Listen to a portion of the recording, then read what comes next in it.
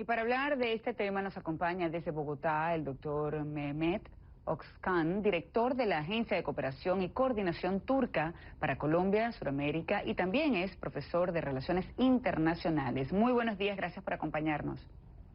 Ya. Le pregunto, ¿cómo pudo pasar esto y qué consecuencias puede tener? Es que, si quieren, déjame dar un poco contextualización del ambiente, porque Turquía está pasando una época muy difícil. Es que dentro Ujú. hay dos grupos terroristas, uno PKK por los kurdos y otro por la organización Grupo de Fethullah, que ellos intentan hacer un golpe en Turquía en 15 de julio. Entonces, hay dos grupos terroristas internamente, ellos se están poniendo bombas. Y afuera la tema de Daesh está allá y también la tema de Siria.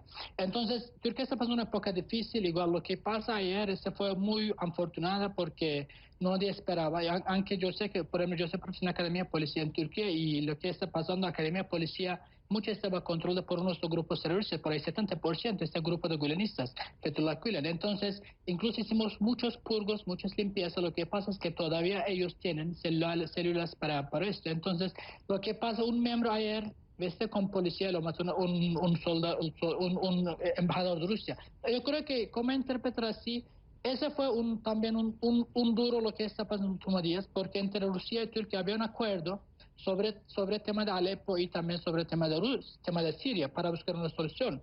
Igual, yo creo que algunos elementos que no querían tener ese tiene éxito. Entonces, lo que pasó fue un duro por eso, pero gracias a Dios que yo creo que ya está, según vemos los pronunciamientos entre Turquía y Rusia, relaciones no va a romper nada. Entonces, y hasta ahora yo veo que eso puede dar un esfuerzo para resolver el problema de Siria y Daesh, porque ya en la región todos los países ya empezaron a sufrir más del terrorismo.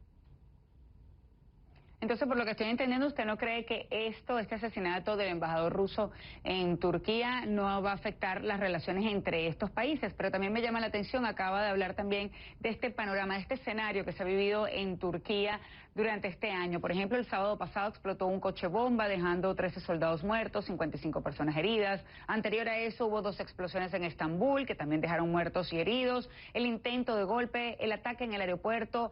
¿Por qué no se ha podido controlar esta violencia en Turquía? Mira, últimos 3 años hay un proceso en Turquía de transformación de los aparatos de seguridad en Turquía, tanto en policía y también en el ejército. En la policía, como le di a un grupo terrorista, ese feto estaban controlando por ahí 65-70%. Entonces, con esa purga, los aparatos de seguridad de Turquía están débiles, están en el proceso de transformación. Y si miran la gente que está en cárcel por intento de golpe, muchos generales, ellos estaban manejando el tema de terrorismo. Entonces, por estos temas, igual, Turquía está en un proceso difícil y también transformando sus elementos de seguridad. Por eso no es fácil. Y también hay que decir una cosa, que por esa transformación, y antes este grupo estaba literalmente controlando muchas inteligencias. Y el tema de Siria, igual, en Turquía tiene 3.5 millones de refugiados de Turquía, y también lo tema de Siria y Daesh está todo impactando. Pero yo creo que la clave aquí es que ya últimos meses Turquía y Rusia ya llega a un acuerdo para resolver ese tema de Siria.